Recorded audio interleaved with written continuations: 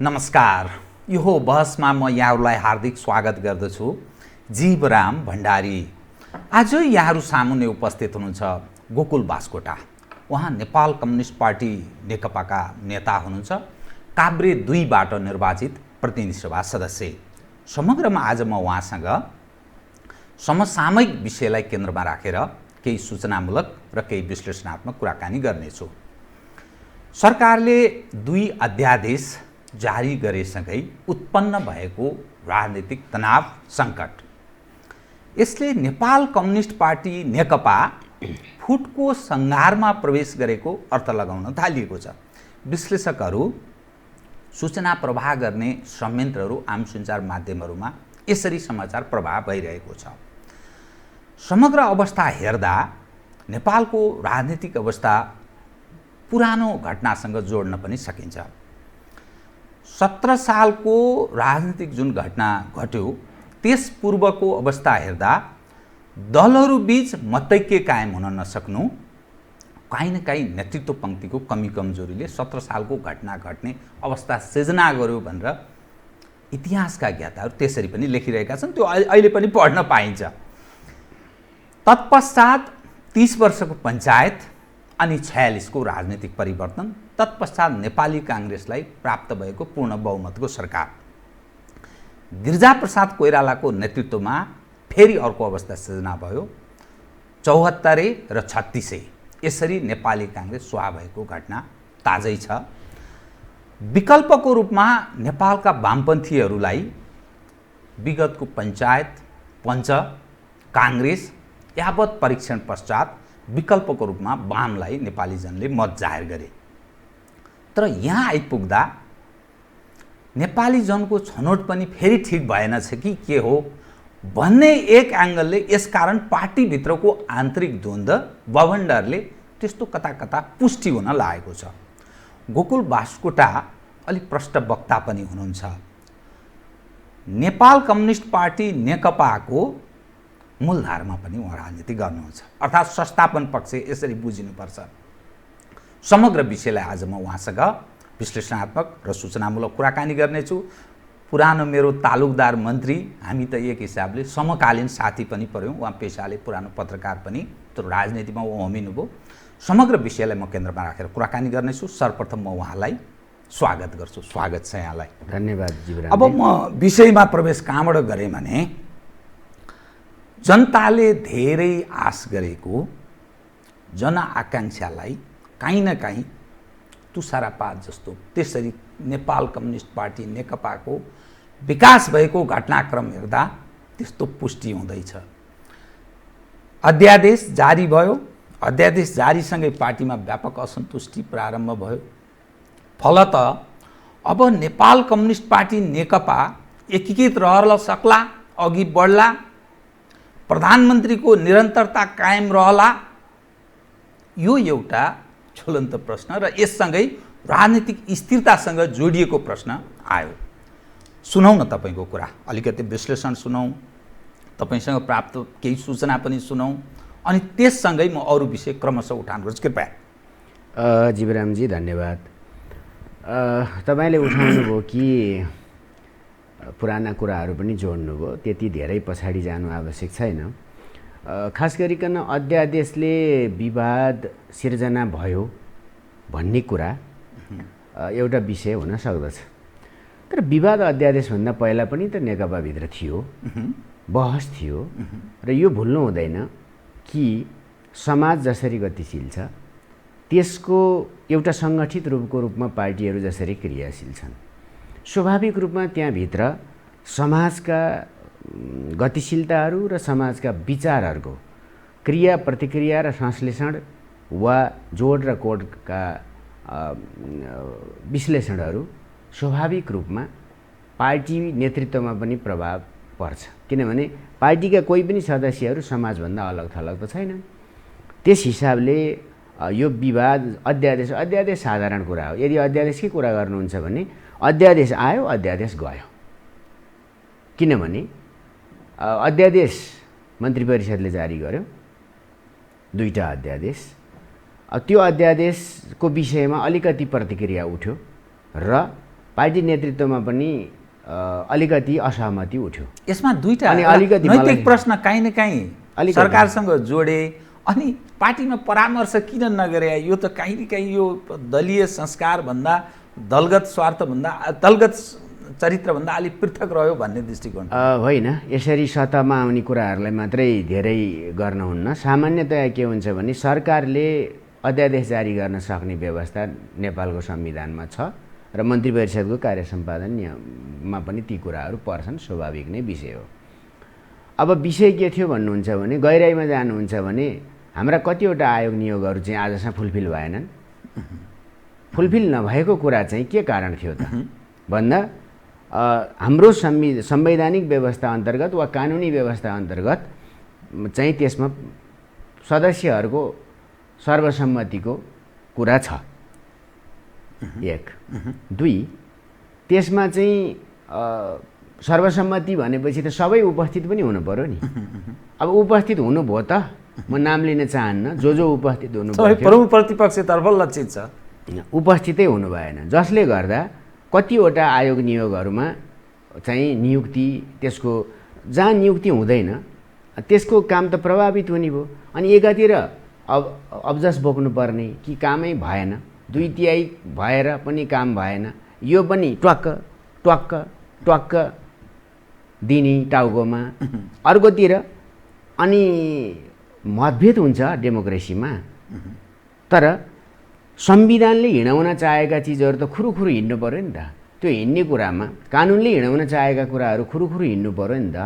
Mandate त छँदैछ त आफ्नो, त्यसमा सम्मान पनि छ, भूमिका पनि छ, प्रमुख प्रतिपक्षको पनि भूमिका पनि छ, सम्मान पनि छ, होइन? त्यो त पर्खिरहेको सरकार भएको हुनाले त्यस हिसाबले वेटिङ गभर्मेन्ट पनि जे भन्नुहोस् न, कुरा त उही होला। अनि त्यो भइसकेपछि के भयो त भन्दा त्यो आज तपाईँ फर्केर हेर्नुहोस्, म जो बहसमा उत्रिनु भएको छ उहाँहरूलाई विनम्रतापूर्वक भन्छु, यतातिर फर्केर पनि सोच्नुहुन्छ कि एकरो शङ्ख फुकिरहनुहुन्छ।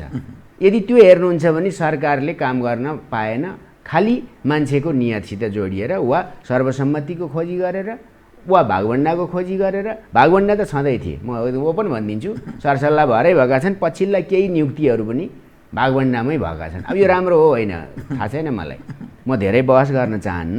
एकातिर जनताले दिएको म्यान्डेट अनुसार उसले शासन प्रशासन उसको पोलिसी नेसनमा लागू हुने कुरा हो नि, संविधान बमोजिम कानुन बमोजिम। अनि अर्कोतिर त्यसलाई चाहिँ अवरोध गराउनका निम्ति संसदमा बहस गरे जस्तो संवैधानिक ठाउँहरूमा पनि अप्ठ्यारो त पर्यो। यो कुरा कसले होइन भन्छ? जसले होइन भन्छ त्यसले आँखामा पट्टी लगाएको छ, म यसो भन्छु दावासाथ। र सेकेन्ड, यो एउटा विषय थियो, त्यसैले त्यो अध्यादेश आउनु नै अपराध हो भनेर जाने कुरा सर्वथा गलत थियो। एक।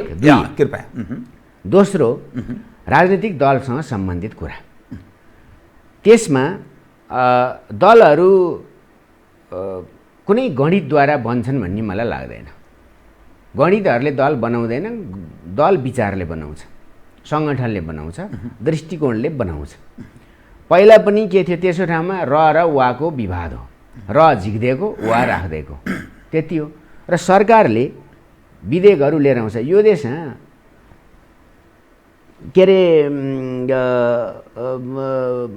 के भन्छ, यो बजेट त अध्यादेशद्वारा जारी भएका छन्। यो दलसँग सम्बन्धित कुरा के हो? त्यो नेकपा लक्षित पनि होइन, कोही विरुद्ध लक्षित पनि होइन, प्रधानमन्त्रीले भन्नुभयो। एउटा कुरा त्यहाँ अलिकति के थियो भने पार्टीहरूमा विवाद आयो भने मान्छे थपेर त्यो चाहिँ सोल्युसन खोज्ने एउटा कुरा थियो, अलिक खुकुलो बनाउन खोज्या होइन। त्यसले पार्टीहरूको एकता रोको त वा विखण्डन रोको त भन्दाखेरि छैन। तर त्यति भए पनि त्यो साधारण कुरा थियो। अनि लोकमतकै कुरा वा जनमतकै कुरा वा पार्टी नेतृत्वसितकै आएको कुराको हिसाबले पनि विवादै उठ्छ भन्ने फिर्ता लिदिने भन्ने हो। फिर्ता लिनु पनि त लोकतन्त्रको चरित्र हो नि, त्यहाँनिर अधिनायकवाद त थिएन। त्यसैले त्यो आयो। अब यो विषय सक्यो।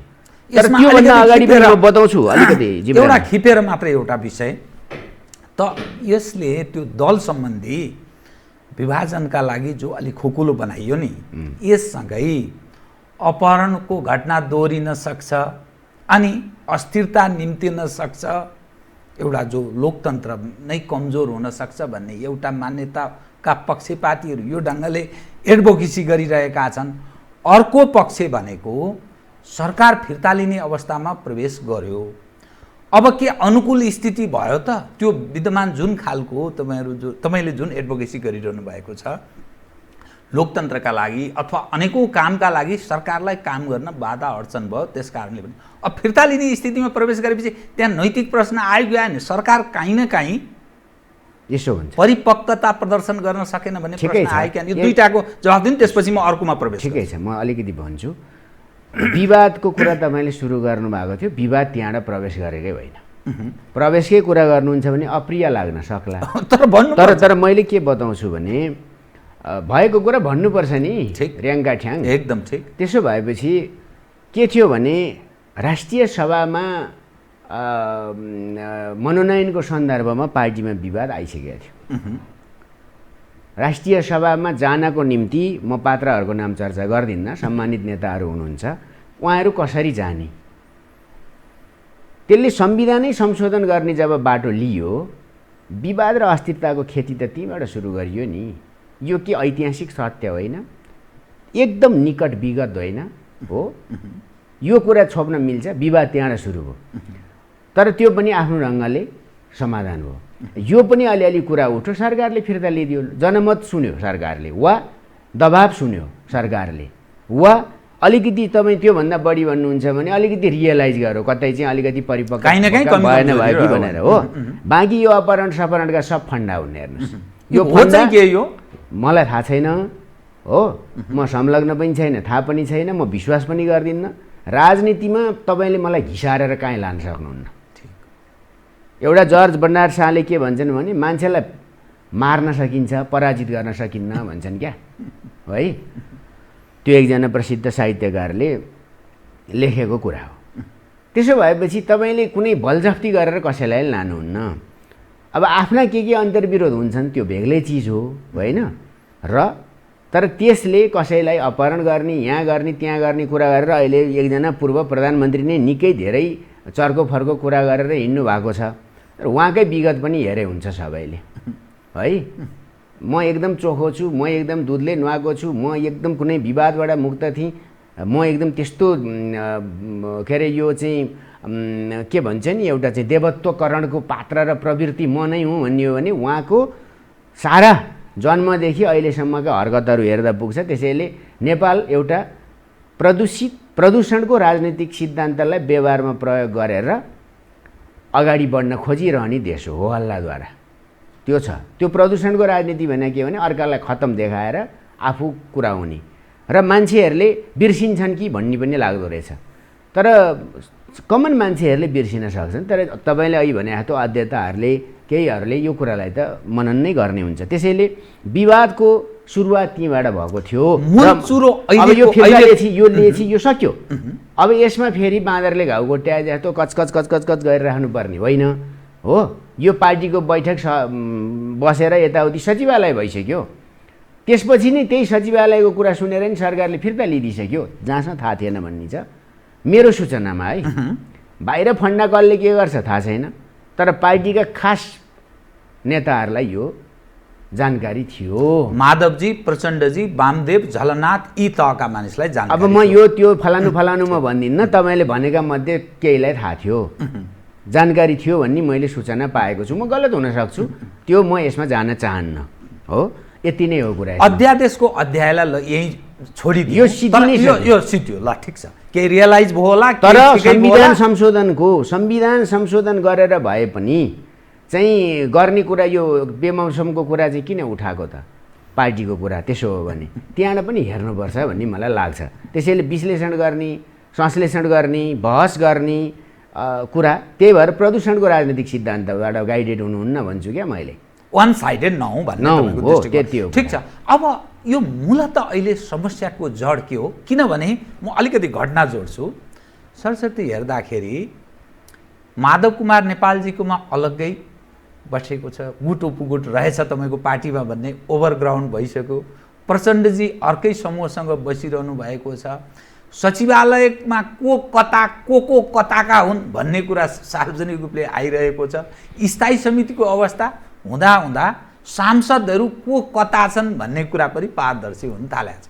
यसले प्रधानमन्त्री अप्ठ्यारोमा परेको, काहीँ न काहीँ पावर सेयरका लागि प्रधानमन्त्री मानसिक रूपले तयार भएको, एउटा पक्ष सिद्धिन लागेको, एउटा पक्ष अलिकति उठ्न लागेको, तङ्ग्रिन लागेको यस्तो तस्बिर देखिन्छ। यसले नेकपा निरन्तर एक ढङ्गले जान सक्दैन एकीकृत रूपमा भन्ने सन्देश प्रभाव भएको छ। यो मूल जड के हो र कहाँ प्रवेश गर्दैछ? कृपया यसो हेरौँ न। अब यो गुट कुन पार्टीमा छैन, बलिया वा कमजोर सबै पार्टीमा छ। हेर्नुहोस्, मधेसवादी दलमा पनि छ, त्यसको रिफ्लेक्सन भएकै छ। अब कङ्ग्रेस पार्टीमा पनि भएकै छ। म अन्त जान चाहन्न। त्यसो भएको हुनाले सबैतिर भएकोले नेकपामा हुन्छ भन्नु परेन। यसको उत्तर सायद मैले अघि नै दिइसकेँ कि समाजको रिफ्लेक्सन व्यक्तिमा हुन्छ, त्यसको रिफ्लेक्सन पार्टीमा पनि हुन्छ। त्यसैले गुट उपगुट छन् छैनन् यो सबैलाई वेल नोन छ, कसलाई थाहा छैन। दुईवटा पार्टी त मिलेका छन् यहाँ, त्यसको त आफ्नै एउटा चरित्र ब्याकग्राउन्ड छँदैछ। पार्टी सङ्क्रमणमै छ, सम्पूर्ण एकता प्रक्रिया टुङ्गिएकै छैन, यो पनि सबैलाई थाहै छ। त्यसो भएपछि अब हामी कुन उद्देश्यतिर जान्छौँ, कहाँ बैठक भेला छलफल अलिअलि भइहाल्छन्। अलिअलि तनाव भएपछि फेरि त्यहाँ दुईटै तत्त्व हुन्छ नि, त्यो आफ्नो मात्रै कुरा लाद्न खोज्ने तत्त्व पनि सक्रिय भएको हुन्छ, अर्काको कुरा सुन्ने तत्त्व पनि सक्रिय भएको हुन्छ, केमिस्ट्री मिलाउने कुरा पनि सक्रिय भएको हुन्छ, इमोसनको कुरा र पछिको चुनौतीको कुरा विश्लेषण गर्ने तत्त्वहरू पनि सक्रिय भएका हुन्छन्, तत्त्व वा व्यक्तिहरू पनि सक्रिय भएका हुन्छन्। त्यसैले सहकार्यको कुरा एउटै पार्टी पनि हो र प्रधानमन्त्रीलाई कुनै खतरा छ भनेर म ठान्दिनँ, मान्दिनँ। हो, प्रधानमन्त्रीलाई खतरा हुने हो भने त चिज कस्तो हुन्छ भन्नुहुन्छ भने यसमा अलिकति पार्टी र सरकारको सम्बन्धको कुराको बारेमा हाम्रा दुईटा स्कुलिङद्वारा आएको पार्टी एकीकृत भएको छ। त्यसैले कसैको मान्यता के हुनसक्छ भने यो त उत्तर कोरियन स्टाइलमा वा चाइनिज स्टाइलमा वा क्युबन स्टाइलमा वा भियतनामी स्टाइलमा पार्टी चाहिँ सत्ता कब्जा गरेर आएको बेला चाहिँ सत्ता कब्जावाला पार्टीले उसको सम्पूर्ण सत्तै उसको हुन्छ के त्यहाँनेरि। त्यसैले कानुन के हुन्छ, कम्युनिस्ट पार्टीले जे पास गर्छ त्यही कानुन हुन्छ। सरकार के हुन्छ, उसले जसलाई बनाउँछ त्यही हुन्छ। तर यो नेपाल डेमोक्रेट हो, डेमोक्रेटिक कन्ट्री हो र यहाँ जनअभिमतद्वारा को लोकप्रिय होला को अलोकप्रिय होला 3 वर्षपछि कुरा गरौँला। हो, तर हाम्रो विधि के हो, हाम्रो सिस्टम के हो भने यो लोकतान्त्रिक प्रणाली हो। लोकतान्त्रिक प्रणालीमा पार्टीले सरकारको सम्पूर्ण कुरा, एउटा हाकिम सरुवा गर्ने पनि कुरा, एउटा अध्यादेश के गर्ने पनि कुरा, यो कुनै सबै कुरा गर्दैन है, त्यो सम्भव पनि हुँदैन। बढ्ता स्वतन्त्रता सरकारसित हुन्छ, त्यो जो हुँदा नि हुन्छ। हिजो प्रधानमन्त्री भएका नेताहरू पनि हुनुहुन्छ, अर्थात् सरकार चलाउने नेताहरू पनि हुनुहुन्छ। विवादका कुराहरूमा म धेरै जान चाहन्न, एक यस्तो तन्किँदै गयो भने आइहाल्छ त्यो कुरा। त्यतिखेर पार्टी र सरकार बीचको तनाव, यो द्वन्द्व दुईटा कुरा, एउटा हाम्रो प्रणाली राजनीतिक प्रणाली, अर्को चाहिँ कस्तो हुन्छ भन्दाखेरि हामी त कम्युनिस्ट मात्रै भन्ने, सत्ता हाम्रो, सत्ता होइन सरकार हाम्रो। यो बुझ्नुपर्छ, नेकपाको सत्ता होइन सरकार हो। किनभने सत्ता हुन्थ्यो भने न्यायालय पनि उसको हुन्छ, पुलिस पनि उसको हुन्छ, सेना पनि उसको हुन्छ, त्यो होइन नि। के चाहिँ हो भन्दा राजनीतिक सत्ता चाहिँ नेकपाको हो, बाँकी सबै संविधानद्वारा प्रदत्त सत्ताहरू चलेका छन्। त्यसैले त प्रमुख प्रतिपक्षी दलको नेता नि कुरा हुन्छ नि त। नत्र कम्युनिस्ट शैलीमा कम्युनिस्ट मात्रैको कुरा, सर्वसत्तावादीको कुरा गर्नुहुन्छ भने त प्रतिपक्ष भन्ने नै हुँदैन। के को त्यहाँ अध्यादेशको कुरा चाहियो र आदेश चाहियो। त्यसैले यो एउटा कुरालाई बुझ्नु पर्दछ र हरेक देशमा त्यसरी निर्देशन दिँदाखेरि हुन्छ। जस्तो कि यो यही बढ्ता भयो भने एउटा प्रणाली एकातिर रहन्छ, मनोविज्ञान अर्कोतिर रहन भयो भने त्यसले दुर्घटना निम्तिन्छ। जस्तो इन्दिरा गान्धीको भारतको कुरा हामी हेर्न सक्छौँ। के भएको, म धेरै बहस गर्दिनँ, किनभने त्यतिखेर कङ्ग्रेस आई पार्टीले के गर्यो त, कङ्ग्रेस आई पार्टी र सरकारको बिचमा कन्फ्लिक्ट उत्पन्न भएको परिणामले इन्डिया अस्थिर बन्यो। हेर्नुपर्छ, छिमेकी देशको कुरा हो, जो डेमोक्रेट लोकतान्त्रिक मुलुक हो, संसारकै सबभन्दा ठुलो प्रजातान्त्रिक मुलुक हो। अब नेपालमै पनि हेर्नुहुन्छ भने मातृका र बिपीको के हो,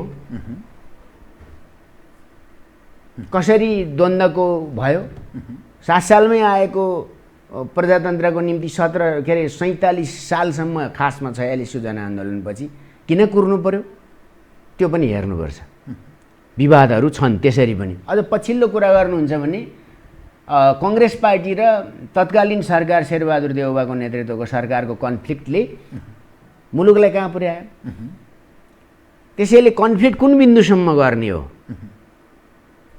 र केपी ओली चाहिँ केही पनि होइन, जेरो पावरवाला हो अथवा ऊ चाहिँ कुनै जनमत पनि छैन, केही पनि छैन भनेर जानु हुँदैन होला। पार्टीको अध्यक्ष केपी ओली हो नि, त्यसैले घेराबन्दीको एउटा सीमा हुनुपर्छ। अचाक्लीको सीमा चाहिँ हुँदैन। म एउटा बताउन चाहन्छु, कृपया के कस्तो अवस्थाबाट प्रधानमन्त्री गुज्रनु भएको तपाईँले महसुस गर्नुभयो यतिखेर, र पार्टीभित्रको नेतृत्व पङ्क्तिको रोलबारे पनि अलिकति खोल्नु। सुन्नु, मैले यति मात्रै भन्छु कि प्रजातन्त्रमा सरकार र पार्टीको सम्बन्ध र यो दुईटा चिज, यो दुईटा वस्तु वा यो संस्था के हो त भन्दाखेरि अति विशिष्ट संस्था हो, एकदम अन्तर्सम्बन्धित, केही पृथक। सरकार मूलभूत रूपमा राष्ट्रिय हित, संविधान अन्तर्गत र सरकारले प्राप्त गरेका, संविधान बमोजिम नै सरकारले प्राप्त गरेका अधिकारहरूको प्रयोग गर्छ। त्यसले लोकमतको कुरा नि सुन्छ, मिडियाको कुरा नि सुन्छ, प्रतिपक्षी दलको कुरा नि सुन्छ, आफ्नै दलको कुरा पनि सुन्छ। तर उसको सीमा के छ? त्यो फ्रेमवर्कभित्र काम गर्छ, उसले सरकारको फ्रेमवर्कभित्र काम गर्छ। तर पार्टी मूलभूत रूपमा के हुन्छ? विचार दर्शन प्रणाली सङ्गठनद्वारा चल्या हुन्छ। जस्तो हामी हेर्न सक्छौँ भेनेजुएला प्रकरणमा पनि विवाद भयो। किन भयो? पार्टीको एउटा दर्शनले भेनेजुएलालाई हेर्ने दृष्टिकोण एउटा बनाउँछ, तर सरकार चाहिँ होइन। सरकारले राष्ट्रिय हित हेर्नुपर्छ। अर्को पनि हेर्न सक्नुहुन्छ तपाईँ, एमसिसी, बिआइआरको विरोध गर्न प्रमुख प्रतिपक्षी दलको पनि विरोध छैन, कसैको विरोध नभएको कुरा पनि नेकपामा त विवादको विषय बनेर ओहो हो केन्द्रीय समितिको बैठकमा पनि ऊ समिति बनाएर, भलै बिआरआईको त तपाईँहरू अनुमोदन गरिसक्नु, एमसिसीको यथावत छ, कालापानीको मुद्दा पनि यथावत होइन। कालापानीको मुद्दामा सरकारले एकदम ठिक अडान लिएको छ, कोरोनाको कुरामा ठिक अडान लिएको छ, होइन? गरेका काम पनि देख्न सक्नुपर्छ। नेपालले आजसम्म एकजना पनि त्यस कारणले नमर्नु प्रधानमन्त्रीको सक्रियता सफलता होला। जुन प्रधानमन्त्रीको यही बिचमा 2टा मेजर अपरेसन भएको छ। जुन प्रधानमन्त्री किडनी फेलर हो, उसको नेतृत्वमा चुनाव भएको छ। त्यही प्रधानमन्त्री जसको नेतृत्वमा राष्ट्रिय स्वाधीनताको अडानलाई कुराले होइन व्यवहारमा देखाएको छ। चाहे तपाईँ कालापानी मात्रैको कुरा होइन नि, लिपुलेखसम्मको कुरा उठाएको होइन र? त्यहाँमाथि पत्र पठाएको छैन र? कुनै एउटा सरकार जसले सोझै म यो मान्दिनँ भनेर पत्र पठाएको त्यो सायद केपी ओलीको सरकार हो। कुनै एउटा सरकार जसले यो नाकाबन्दी मान्दिनँ भन्यो त्यही सरकार हो, त्यही सरकार हो। सजाय पनि उहाँले भेट्नुभयो, राष्ट्रवादी भए बापत सजाय भेट्नुपर्ने, डेभलपमेन्टलाई अगाडि बढाउने एउटा नयाँ स्लोगन मात्रै लिएर आउनु भएन। अब जो प्रधानमन्त्री होस्, म दावासाथ भन्छु केपी ओलीको यो डेभलपमेन्ट थ्योरीभन्दा बाहिर कोही जान सक्छ? चाहे अहिलेको नेकपा पतन होस्, अर्को कसैको उदय होस्, प्रमुख प्रतिपक्षी एकदम राइज होस्, वा एकदम अर्को कसैले चाहिँ एलियन आओस्, एकदम चमत्कारिक खालको, होइन? जोसुकै आओस्, यदि देशमा सामाजिक आर्थिक रूपान्तरण र स्थायित्व र प्रगतिको कुरा हो भने यो कुरा हेर्नुपर्ने हुन्छ। त्यसो भएको हुनाले मैले के भन्छु भने पार्टीले त्यति मात्रै निर्देशन दिनुपर्छ जति सरकारले गर्छ। सबै कुरामा पार्टीको नियन्त्रण चाहिँ तानाशाही व्यवस्थाभित्र हुन्छ। पार्टीले जम्मै कुरा भने जस्तो चाहिँ सरकारले गर्न सक्दैन, लादिनु हुँदैन भने हो, सल्लाह हुनुपर्छ। ठिक हो, किनभने मैले अघि नै भने विशिष्ट सम्बन्ध छ। किनभने सत्ताको जननी डेमोक्रेटिक व्यवस्थामा पार्टी हुन्छ, हो? पार्टी भएपछि, पार्टी बलियो भएपछि त्यसले सत्ताको जन्म गराउँछ, तर राजनीतिक सत्ता है।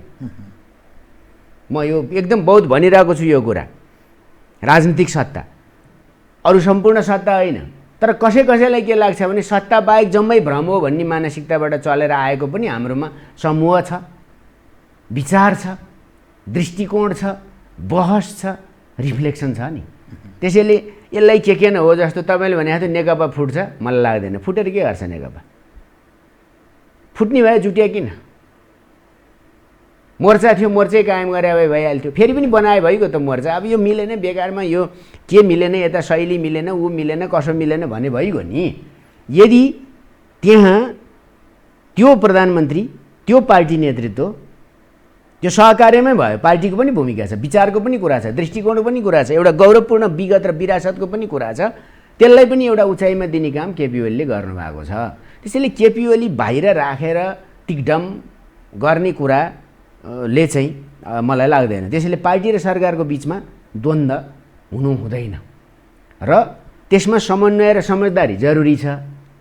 जे पनि निर्देशन दिउँ भनेर प्रधानमन्त्रीले पनि भेनेजुएलाका बारेमा नेकपाले जारी गरे जस्तै वक्तव्य जारी गर्नुपर्छ भन्ने कुरा सर्वथा अनुचित हो, गलत हो। म आज पनि भन्छु, हिजो सरकारमा हुँदा नि मैले भन्ने त्यही गरेकै थिएँ।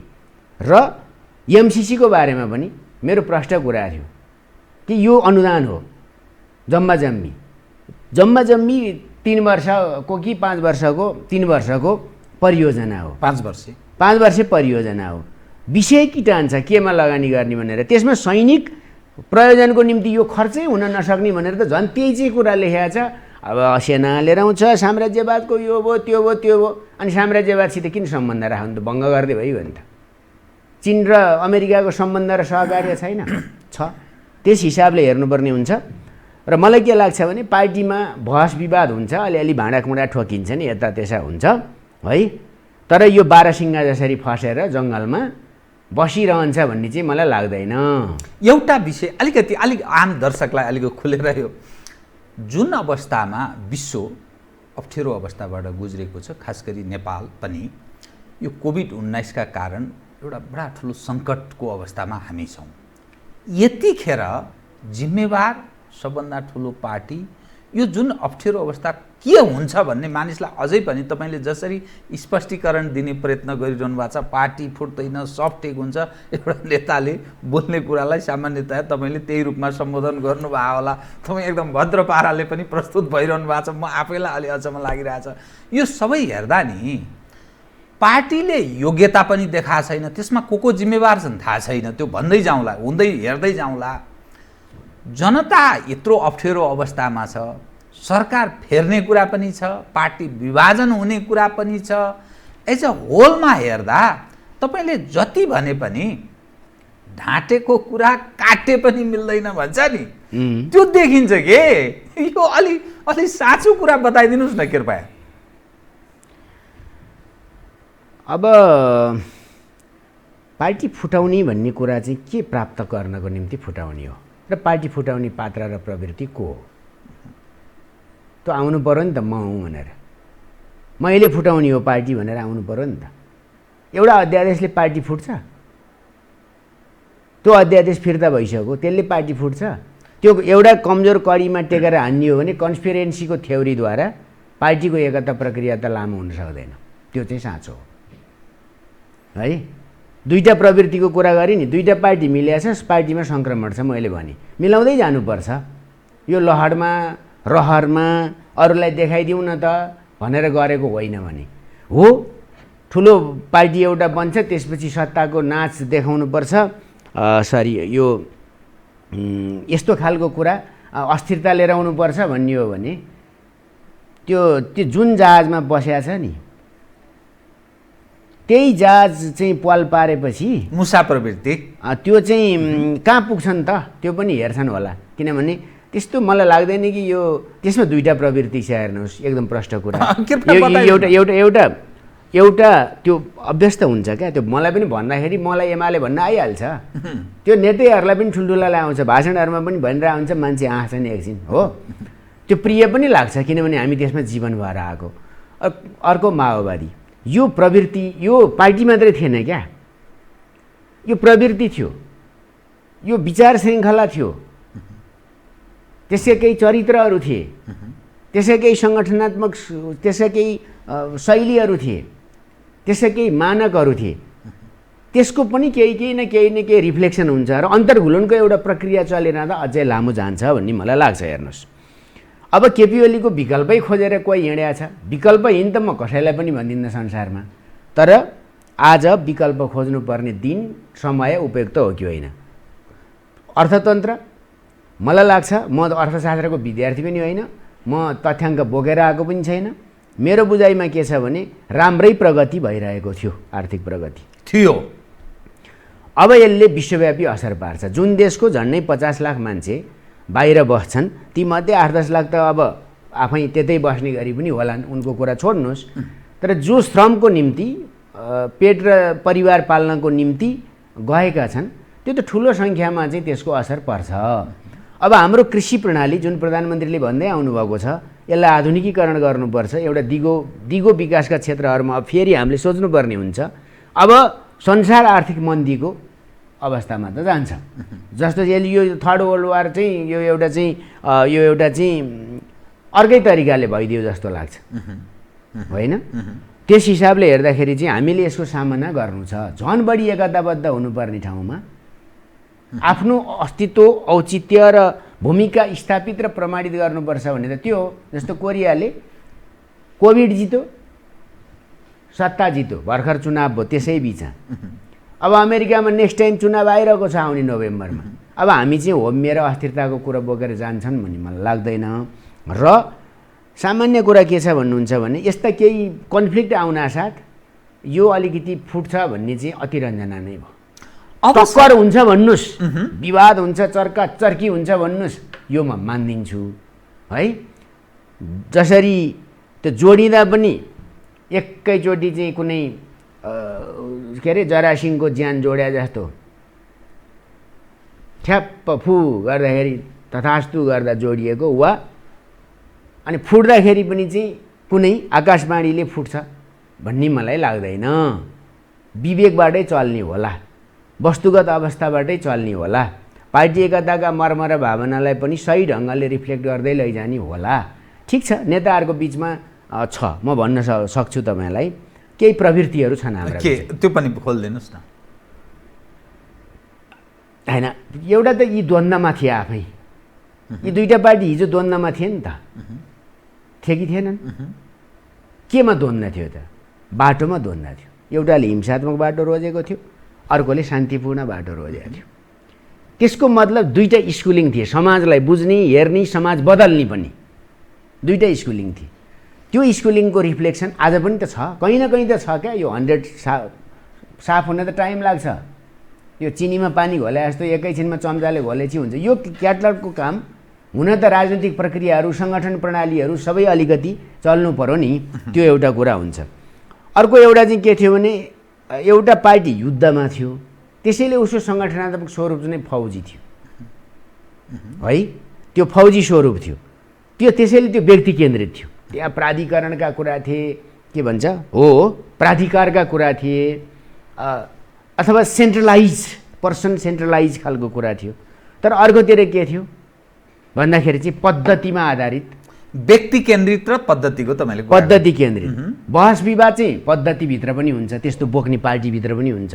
तर पद्धति नै मूल चिज। जस्तो एकदम टक्कर गर्ने माधव नेपाल र कमरेड माधव नेपाल र केपी ओलीको बिचमा, कमरेड केपी ओलीको बिचमा चाहिँ चुनाव भएको होइन हो, र सहकार्य पनि भएको होइन, देखिया छ नि। झलनाथ र कमरेड झलनाथ र कमरेड केपी ओलीको बिचमा चुनाव भएको होइन, के पार्टी फुटो आँगालै मालेर हिँडेका छन्। त्यो एउटा पद्धति नै स्थापित हो। अर्को एउटा के छ भन्नुहुन्छ भने एउटा चाहिँ हिजो मेरो बुझाइमा है, मैले खोतालेर अब यही हुन्छ भन्न खोजे होइन, तर त्यसका रिफ्लेक्सनहरूको कुरा हुन्छ। जस्तो एउटा चाहिँ के थियो भन्नुहुन्छ भने त्यो आदेश पालना गर्छ फौजी सङ्गठनको स्वरूपबाट आएकोले, विवेकको प्रयोग गर्छ पद्धतिमा चलेकोले। मलाई केपी ओलीले भनेकै कुरा नि जम्मै मैले मान्नुपर्छ भन्ने छैन, त्यस बाबत मलाई कुनै भय पनि छैन, डर पनि छैन, चिन्ता पनि छैन। अब धेरै कुरा मिलेन भने तपाईँ पार्टीमा तपाईँ नै बस्नुहोस्, म मन लागे जहाँ जान्छु भन्न सक्छु। म त्यस बाबत मलाई कुनै केही पनि फरक पर्दैन। मैले भोग्ने क्षति मैले भोगौँला, पार्टीले भोग्ने पार्टीले भोग्ला, बास त्यति हो कुरा। तर यो एउटा कुरा मलाई लाग्छ। त्यसैले अर्को कुरा भनेको चाहिँ के हुन्छ भन्दाखेरि चाहिँ अलिकति हिजोको कुरा हेर्दाखेरि जब त्यो चाहिँ अलिकति टिकडमहरूमा युद्धमा जाने आदि इत्यादि भन्ने टिकडमको कुरा धेर हुन्छ के, यस्तो गर्ने यताबाट घेरा हाल्ने यताबाट गएर लुक्ने यहाँनिरबाट डिफ्युज गर्ने यहाँनिरबाट पड्काइदिने ट्याक्क। अब थ्योरी नै के थियो त? धक्का, क्रमभङ्ग, छलाङ, महाविपत्ति अनि शक्ति आर्जन। तर यहाँ के हो? जननेता मदन भण्डारीले लिएर आएको कुरो विचारको विविधता, काम कारबाहीको एकरूपता, लोकतान्त्रिक प्रक्रिया र प्रणाली सबैतिर, व्यक्तिमा, पार्टीमा, समाजमा, राज्यमा, सबैतिर, अनि सहकार्य र कम्पिटिसन सँगसँगै, पहलकदमी, प्रतिस्पर्धा र श्रेष्ठता सँगसँगै, यी दुईटा स्कुलिङको केही न केही रिफ्लेक्टहरू देखिन्छ र मान्छेहरू के हुन्छ भन्छन्। नेपाली समाजले केलाई ग्रहण गर्छ? म दावासाथ भन्छु, अर्को कुरा भन्दिनँ। जब जत कसैले मिल्गाउनै सक्दैन। तर जब जत छोडिसक्नु भयो, कसले छोड्छ? किन छोड्छ? जब जत छोडेर कसैले नि छोडी भनेर घोषणा गरेर एउटा नेता देखाउनुहोस्। त्यसका शिक्षाहरू, त्यसले देखाएका बाटाहरू कसले छोड्छ? कसले छोड्छ? अनि त्यो छोडेर के गर्छ त? त्यसपछिको थ्योरी के त? सोसाइटीमा नेकपा मात्रै त छैन होला नि त, कङ्ग्रेस पनि छ, अरू के मधेसवादी पनि छन्, अरू राप्रपा पनि छन्, दुनियाँ दलहरू त गठन विघटन पुनर्गठन त भइरहन्छन्। त्यहाँनेरि आफूलाई अब्बल देखाउनको निम्ति उसको एउटा राष्ट्रिय दृष्टिकोण, साङ्गठनिक संरचना र सङ्गठनात्मक प्रस्ताव र प्रणालीहरू, वैदेशिक सम्बन्ध सञ्चालनका कुराहरू, एउटा पार्टी हुनको निम्ति के चाहिन्छ? देशव्यापी नेटवर्क पनि चाहिएला। देशव्यापी नेटवर्क भन्दा पनि नेटवर्क त व्यापारको पनि हुन्छ, तर दृष्टिकोणको नेटवर्क चाहिन्छ होला नि, अनुमोदन चाहिन्छ होला नि, यी खालका कुराहरू। अब अधिनायकवादी शैली र बढी प्रजातान्त्रिक शैली, अब त्यो बढी प्रजातान्त्रिक शैली कहिलेकाहीँ कस्तो लाग्छ भने एकदम अराजकतावादतिर गए जस्तो पनि लाग्छ। तर धेरै त्यसलाई अराजकतावादलाई रोक्ने नाममा चाहिँ फेरि च्याप्न थाल्यो भने के हुन्छ भने अधिनायकवाद हुन्छ। त्यस प्रकारको कुरा त त्यो पनि हुन सक्दैन होला। अब एउटा के छ भन्दाखेरि अनेकौँ यस्ता चिजहरूबाट हामी दुईटा स्कुलिङबाट आएको हुनाले तपाईँले यो विवादको सन्दर्भमा पूर्व समूहमा रहेका दृष्टिकोणहरूसित, मान्यतासित चल्नेहरूसित सोध्नुभयो भने एउटा एङ्गलबाट हाम्रो सोसाइटीलाई, प्रेसलाई सित बहस गरिरहेको हुन्छ, लेखिरहेको हुन्छ, बोलिरहेको हुन्छ वा विश्लेषण गरिरहेको हुन्छ। अर्कोलाई सोध्नुभयो भने अर्कै खालको कुरा आउँछ। अधिनायकवादी, व्यक्ति केन्द्रित र तिक्रम, यो पक्ष, यो प्रकारान्तरले यो आक्षेप कहाँ जाने भयो भने प्रचण्डजीहरू यसमा विश्वास गर्नुहुन्छ भन्ने अर्थ लाग्यो। अब सवाल के अर्थ त तपाईँ लगाउनुहोस् जीवरामजी। होइन, तर अब घटना तपाईँले जुन म तपाईँलाई पनि म दोष दिन्न, यस्तो मान्यतामा विश्वास गरेर आएका कारण यो कन्फ्लिक्ट छ पार्टीमा भन्ने अर्थ लाग्यो नि। तर सवाल के रह्यो भने प्रधानमन्त्री ओली यो ठाउँमा प्रवेश गर्नुभएको छ, हामीले बाहिरबाट देख्दा दुई मध्ये एउटा छोड्नुपर्ने अवस्थामा उहाँ प्रवेश गर्दै हुनुहुन्छ। प्रधानमन्त्री या पार्टी अध्यक्ष, भागभण्डाको कुरो आएको छ, माधवजीसँग पनि दुई पक्षका समूहबीच कुराकानी भएको कुरा आएको छ, प्रचण्डजी अलग ठाउँमा आफ्ना समूह लिएर बस्नु भएको छ। यति चाँडो तपाईँले भने चाहिँ तपाईँलाई काहीँ न काहीँ बोल्न अप्ठ्यारो भएको होला, सायद कतिपय कुरा यसो लुकाएर बोले जस्तो अर्थ लाग्यो। यति चाँडै यो साम्य यति सहज ढङ्गले हुन्छ र? एउटा कुरा सुन्नुहोस्, उपयोगितावादी सिद्धान्तलाई ठाडै अस्वीकार गरिन्छ। सहकार्य, सहअस्तित्व र सहयात्रा र प्रतिस्पर्धाको प्रणाली, सिस्टम, जेसुकै के उहीको कुरा हो, के अरे प्रक्रिया, यसलाई चाहिँ सबैले स्वीकार गरिन्छ। यो कुरा चाहिँ एकदम कसैले घोषणा गर्ने कुरा होइन, यो जीवनमा देखिने कुरा हो। त्यसैले उपयोगितावादी सिद्धान्त त्यसद्वारा चल्ने खालको कुरा हुँदैन है। त्यस्ता चिजहरू त हुन्छन् नि, पहिला पहिला थिए होला, तर त्यसलाई अब हामी बिर्सेर जे दुईटै पार्टीले गेन गरेका केही राम्रा कुराहरूलाई संश्लेषित गर्ने, केही कमजोर कुराहरूलाई छोडिदिने हो। त्यो त अब त्यसो भएपछि त्यो तपाईँ विश्लेषण भयो कि अब आजै सचिवालयको बैठक, तर म एउटा कुरा सुन्नुहोस्, छ सचिवालयको बैठक छ, तर धोबीघाट गठबन्धन जस्तो भैँसेपाटी गठबन्धन हुन्छ भन्ने मलाई लाग्दैन। त्यसमा परिवर्तन आउँछ। धोबीघाट गठबन्धन पनि खुबै चलेको थियो नि पहिला, खास बेलामा। त्यो किन त्यो सफल थियो भन्दा त्यो चाहिँ मेरो बुझाइमा है, त्यो चाहिँ प्र्याक्टिस नै कन्स्पिरेन्सी थ्योरीद्वारा चल्थ्यो। किनभने त्यहाँनिर नेताहरूको बिचमा मात्रै खासाखुसुक हुन्थ्यो, क्याडरले भाग लिनै पाउँदैन थियो। अहिले त क्याडरले भाग लिइरहेको छ, टोलटोलमा खबरदारी गरिरहेको छ, लौ फुटाउ त पार्टी भनेर। र पार्टीको जग छानुमा होइन, पार्टीको जग जमिनमा हुन्छ। केपी ओलीकै नेतृत्वमा हो, एकता नभइकन स्थानीय तहमा कहाँ कहाँ कति जितेको हो तत्कालीन एमाले हो। त्यसैले म एउटा कुरा दावासाथ भनिदिन्छु, पुरानो कुरा त धेरै गर्न हुन्न, त्यसमा अल्झिनु पनि हुन्न। बारासिङ्गा बन्ने हिसाबले प्रधानमन्त्रीले त्यही भन्नुभएको छ, झाडीमा बसिया बारासिङ्गा जस्तो। यदि हामी त्यही कुरा धक्का एकतिर क्रमभङ्ग भइहाल्यो, छलाङ, त्यसपछि भत्काउन थाल्ने, त्यसले चाहिँ त्यसपछि चाहिँ अब महाविपत्ति सिर्जना गर्ने अनि नयाँ चिजको सिर्जना गर्ने भन्ने कुरा यो डेमोक्रेटिक सोसाइटीमा पार्टीहरूमा यो चल्दैन। त्यसैले मैले एउटा कुरा अघि नै बताएँ, भागभन्डा त भइसक्यो हजुर। 60-40 को भागभन्डा भयो, भएन, मानिएन, सिद्धियो। महाधिवेशन भयो, हारजित भयो, अँगालो मिलाइ भयो। केपी ओली पनि हार्नु भएको छ नि। 7औँमा माधव नेपाल र केपी ओलीको परेको, 6औँमा माधव नेपाल र केपी ओली मिलेको, 7औँमा वामदेव र केपी ओली मिलेको, तत्कालीन एमालेको कुरा मलाई अर्कोतिरको धेरै थाहा छैन है। तर त्यहाँ त सेक्टर काण्ड पछिका कुरा के जोडिँदै उसले उसलाई हटाएको छ, उसले उसलाई हाम्रोमा त्यस्तो चाहिँ हुन्न थियो। हाम्रोमा भन्नाले तत्कालीन एमालेमा हुन्न थियो। अब यी दुईटैका राम्रा र नराम्रा कुरा त लिनुपर्छ। राम्रोलाई ग्रहण गर्ने, नराम्रोलाई त्याज्य गरिदिने कुरा हो। त्यो साधारण कुरा मेरो बुझाइमा त्यही हो जीवरामजी। अब त्यसरी त जान सकिँदैन। जस्तो अर्को नि छ नि, हामी जातीय जस्तो के भने त्यहाँ छ, हिजो अस्ति पनि आएको छ, तपाईँले अहिले अपहरणको कुरा उठाउनु भयो। अपहरणको सबभन्दा दुन्दुबी बजाउने नेताको मूल थ्योरी नै जातीय भड्काउको, साम्प्रदायिक भड्काउको।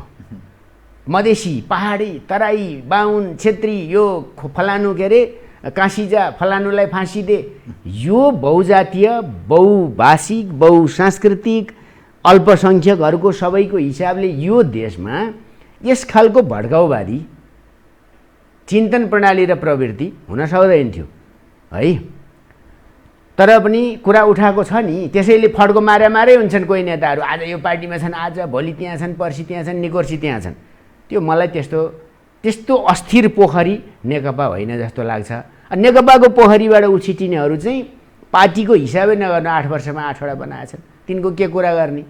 त्यो उछिटिने सम्भावना कतिको देख्नुहुन्छ? किन मैले के भन्न व्यक्ति उछिटेलन, पार्टीमा केही उछिटिनेवाला छैन। र केपी ओलीको चाहिँ यो भूमिका, यो अस्तित्व, केपी ओली अध्यक्ष सहितको प्रधानमन्त्रीको कुरा गर्नु पर्यो नि सर। अघि मैले त्यत्रो कुरा भने, प्रधानमन्त्रीलाई पुरैलाई एकदम ध्वस्तै बनाइदिने हो अब भन्ने कुरा ठिक छ। कमी कमजोरीको आलोचना गर्ने, सच्याउने, सच्याएर अघि बढ्ने कुरा ठिक हुन्छ। तर ध्वस्त बनाउँछु, देखाइदिन्छु भनेर गयो भने अन्तिममा आफै देख्ने हो। त सचिवालय साधारण मान्छेको प्लिज सुन्नुहोस्, साधारण मान्छेको कुनै ठुलो सपना हुन्न, मेरो बुझाइ त्यस्तो छ। उसको सपना यति हुन्छ, शान्तिपूर्वक हिँड्न पाइयोस्, मन लागेको पार्टीलाई भोट हाल्न पाइयोस्, मन लागेको नेता रोज्न पाइयोस्, त्यो प्रजातान्त्रिक अधिकारको हिसाबले काम पाइयोस्, खान पाइयोस्। यति नै हो नि मान्छेको, साधारण मान्छेको सपना। देश बदल्नेहरूले जसले सपना ल्याएछन् उनीहरू आफू के गर्ने भन्ने कुरा उनीहरूले टुङ्गो गर्नु पर्यो। हेर्नुहोस्, त्यो त जनतालाई दोष लाउनु त मिल्दैन होला नि। 2/3 दिने जनतालाई टाउका हात राख्ने त बनाउनु नपर्ने होला। बन्ने वातावरण प्रधानमन्त्री वा सरकारको तर्फबाट भएको, म सरकारबाट बाहिरिरहँदा पनि मैले देखाएको छैन। अतिरञ्जना एउटा कुरा, प्रतिपक्षी दल कमजोर भयो त्यस कारणले एकदम गर्नु पर्यो भनेर गर्नु एउटा कुरा, सरकारमा आफू हुँदा एउटा कुरा, बाहिरेपछि छेपारो रङ्ग देखाएर त्यो छेपाराले स्वीकार गर्नु पर्यो भने स्वीकारकै रङ्ग बदल्छ नि।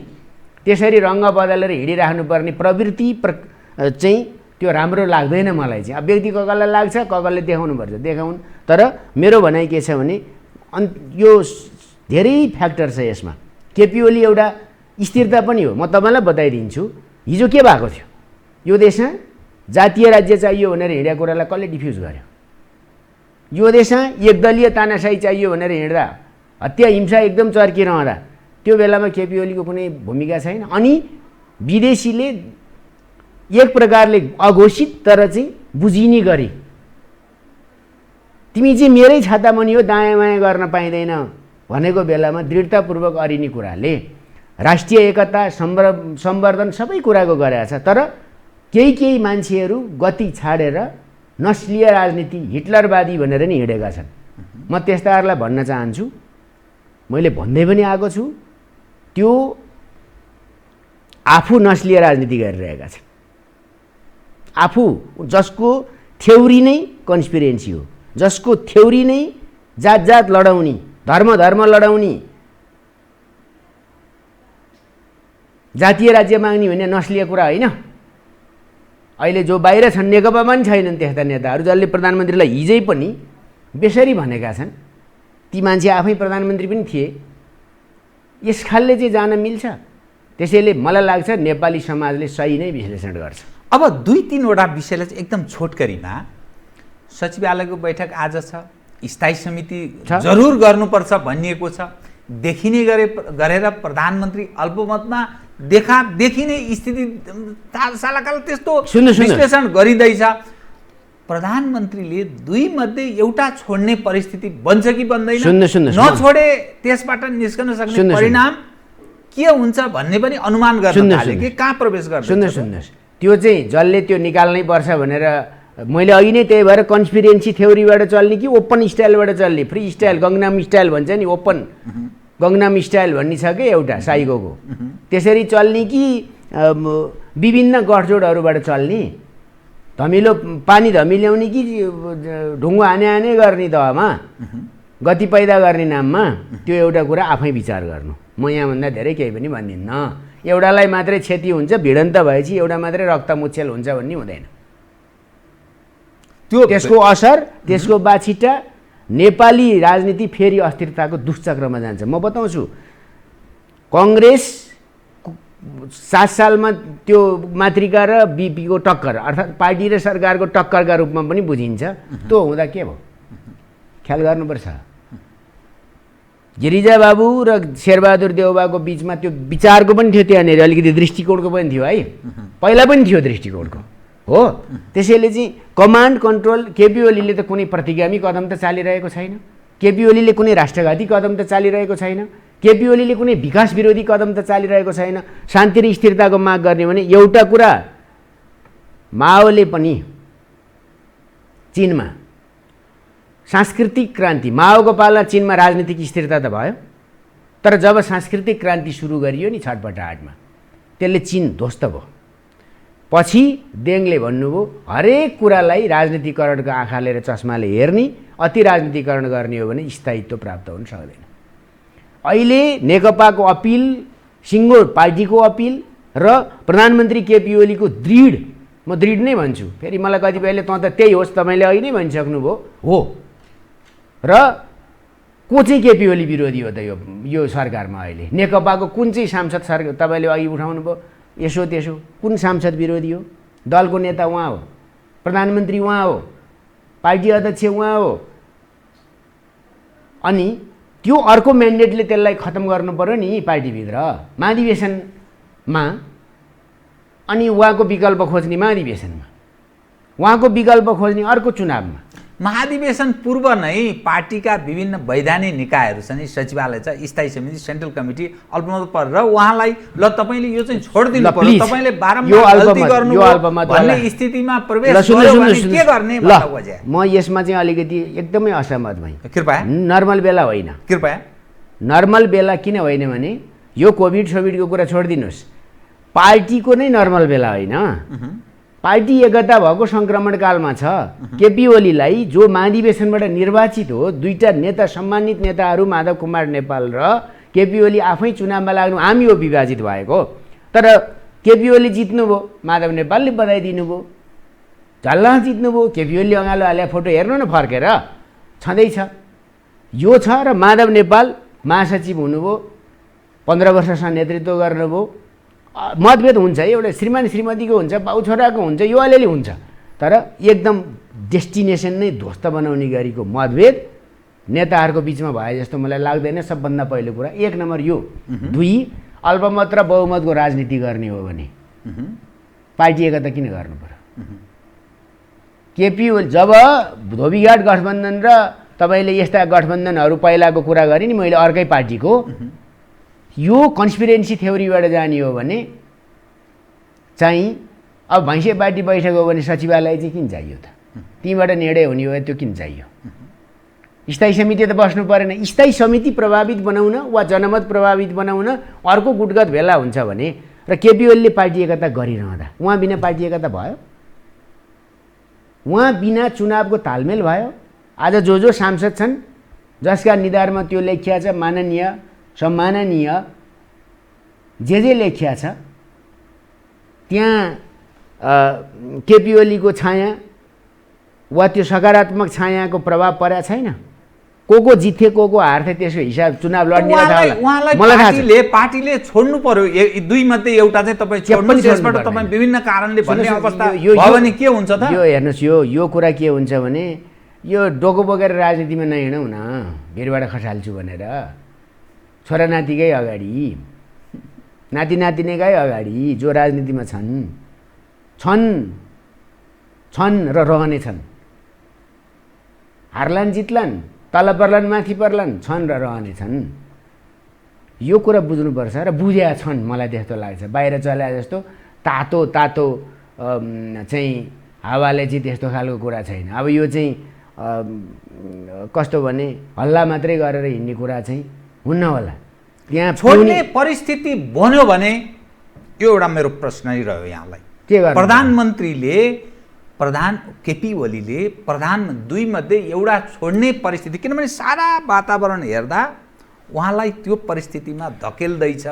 अरूले अस्थिरता पैदा गरेको छैन, नेकपा भित्रैको कारणले अस्थिरता छ नि, अरूलाई दोष दिने ठाउँ छ र? ठिक छ, म मान्छु कुनै पनि वस्तु वा घटनाको मुख्य जिम्मेवार त्यही वस्तुभित्र रहेका तत्त्व वा चिजहरूको अन्तर्द्वन्द्व वा सक्रियता वा गतिशीलता वा मृत्यु जिम्मेवार हुन्छ। एउटा के अरे त्यो द्वन्द्ववाद भन्छ नि, द्वन्द्ववाद त उनीहरूको थ्योरी नै हो कम्युनिस्टहरूको। त्यसैले द्वन्द्व त उनीहरूले प्रत्येक चिजमा नभए पनि यसो हावामा तरबार चलाउन खोज्छन् बेला बेला। शत्रु खोज्नु पऱ्यो नि, वर्ग शत्रु। अनि केपी ओली वर्ग शत्रु हो?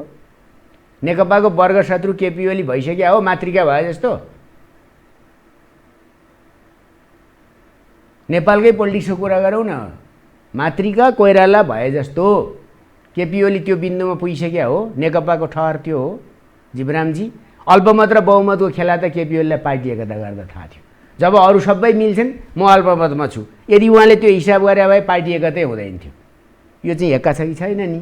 यो बहुत साँचो कुरा हो। मेरो कसैलाई धम्की होइन। राजनीतिमा ती चिजले काम लाग्दैन नि, किनभने पनि षड्यन्त्रले काम लाग्छ त। त्यसो भए कहाँ भइरहेको छ त? अब जुन चिज भइरहेको छ, षड्यन्त्र भयो भने दुर्घटनाको शिकार आफै हुनुपर्छ। हामी पनि परौँला हौँला, हिस्सा लिउँला, त्यसमा केही मतलब छैन। तर त्यो देशको निम्ति दुर्भाग्य हुन्छ। म अघि चिनी कुरा गर्दै थिएँ, जब चाहिँ देङ क्याओपिङले अति राजनीतिकरण र स्थिरताको राजनीतिक स्थिरताले मात्रै पुग्दैन नि, त्यसमा आर्थिक स्थिरताको एउटा बाटो नै। एसियन टाइगरहरूको कुरा पनि चल्यो नि, चलेन? उत्तर कोरिया के अरे दक्षिण कोरिया कहाँ पुग्यो, सिङ्गापुर कहाँ पुग्यो, मलेसिया कहाँ पुग्यो? यो त देखेकै छ त आँखा अगाडि 45-50 वर्षको हिसाबले। अनि अरबियन कन्ट्रीहरू पनि कहाँ पुगे। बल्ल नेपालले राजनीतिक रूपमा सङ्क्रमणकाल सकेर लोकतान्त्रिक व्यवस्थाको त्यो पनि अब के अरे गणतन्त्र सङ्घीय पनि छ अझ, त्यो समेतको गरिरहेको छ। तर प्रधानमन्त्रीलाई नस्ला हो, हिटलर हो भनेर हिँड्नेहरूलाई म एउटा कुरा भन्नुपर्छ, त्यसबाट हाम्रै नेता प्रभावित भएका छन् कि कतै त म जान्दिनँ हो। तर मलाई भन्न छ एउटा कुरा, केपी ओलीलाई लगाइएको एउटा आरोपबारे भन्नु छ। केपी ओली हिटलर हो? हिटलर हो भने जातिवादी वा क्षेत्रवादी राजनीति गर्नेहरू के हुन्? हिटलरले त नस्लीय राजनीति गरेको हो र त्यसको हिटलरवादीहरूको व्यवहार एकातिर आफू बोक्ने, जसले जातीय सद्भाव, क्षेत्रीय सद्भाव, दलीय प्रतिस्पर्धाको कुरा गरेका छ, त्यो माथि अर्काले लगाइदिए आरोपबाट प्रभावित भएर हामी हिँड्न हुन्न। त्यो भडुवाहरूले त्यो आरोप लगाएका हुन्। हिजो उनीहरूलाई दुःख दिएका छन् भडुवाहरूले। अनि पुग्दा पुग्दै यो भुङ्ग्रोमा फस्दा फस्दै पार्टी विभाजन भयो भने केपी ओलीको के जान्छ? प्रधानमन्त्री हुनुपर्ने भइसक्नुभयो, पार्टी अध्यक्ष हुनुपर्ने भइसक्नुभयो। बाँकी जसले लिड गर्छु भनेको छ नि यो गठबन्धन गरेर, तपाईँले भने जस्तो कुरा हेर्ने हो भने तपाईँलाई चाहिँ आवाज भएको छैन त्यस्तो? मलाई छैन, जिरो।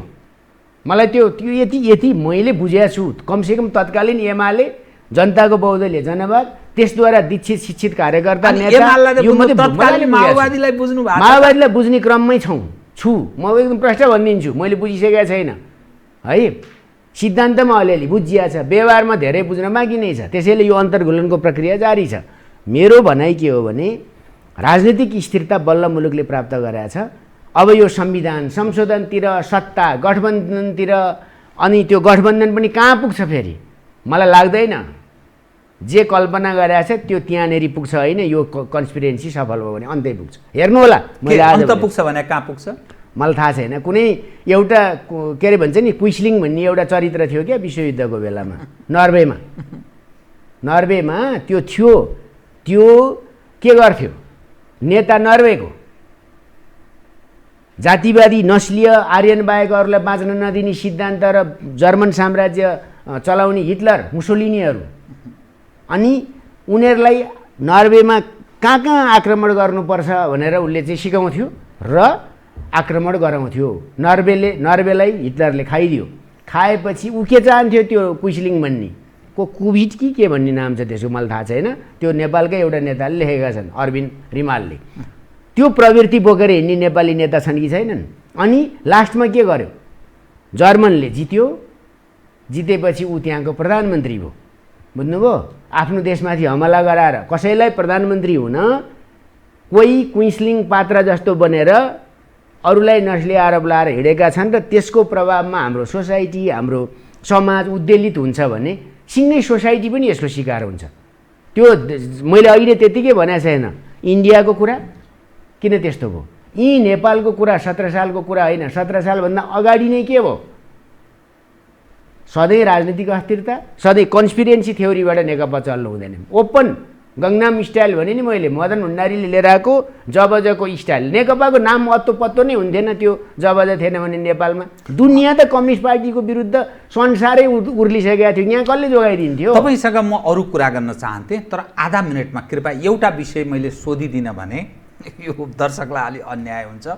तपाईँमाथि भ्रष्टाचारको यति ठुलो आरोप छ, आक्षेप छ, त्यो के हो त्यो? आधा मिनटमा कृपया। ठिक छ, म बताइदिन्छु। आरोप जसलाई जे पनि लगाउन सकिन्छ। म अदालत गएको छु र म माथि कसैले षड्यन्त्रपूर्वक प्रश्न उठाएपछि, कुनै जनताले चिनेको, मुलुकको कुनै निकायले चिनेको कुनै औपचारिक निकायबाट म माथि अभियोजन होइन।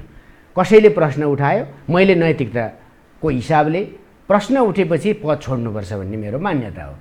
तपाईँलाई एउटा अर्को नि बताइदिन्छु, तथ्यको कुरा। छोटो आधा मिनट भन्नुभएको छ, मैले सिम्पल कुरा।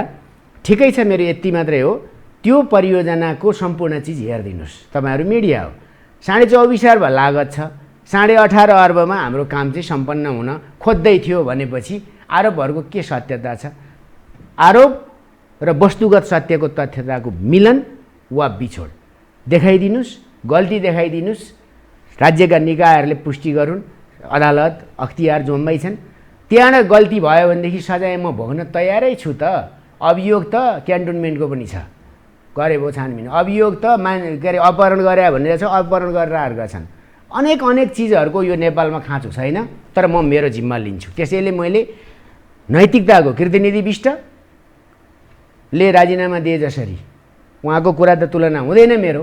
त्यो तहको नेता एउटा अर्कै खण्ड हो, तर सार्वजनिक पदमा बसेको मान्छे माथि खास गरी आर्थिक र चारित्रिक प्रश्न उठेपछि त्यसले पदमा बसेर मलाई छानबिन गर भनेर चाहिँ भन्न मिल्दैन, रेहै गर्न मिल्दैन, रुन मिल्दैन, दुनियाँलाई औँलो ठड्याउन मिल्दैन, तर्साउन मिल्दैन। त्यसैले सामाजिक परीक्षणमा, न्यायिक परीक्षणमा म खरो उत्रिनुपर्छ। उत्रिन सकेँ म माथिका आरोपहरू मिथ्या हुनेछन्। उत्रिन सकिनँ भने अहिले धेरै मान्छेले र्याइ गर्नु पर्दैन, म त्यसको सजाय भोग्छु, मेरो सजायहरूले भोगिँदैन।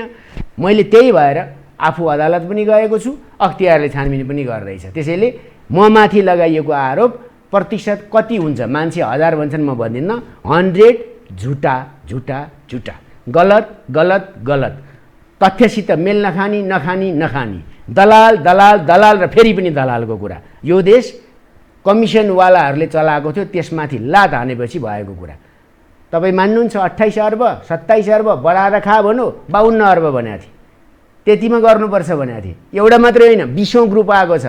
पर्यो भने म कुन कुन नेताले कान्छो छोरो डोराए जस्तो दलाल बोकेर आएका थिए, नाम चलेका नेताले म दाबासाथ भनिदिन्छु। किनभने म यो तनाव धेरै लिन चाहन्न। किनभने तथ्यले त्यसलाई पुष्टि गर्छ भने म किन इमोसनमा जानु, छोडिदे भाइ।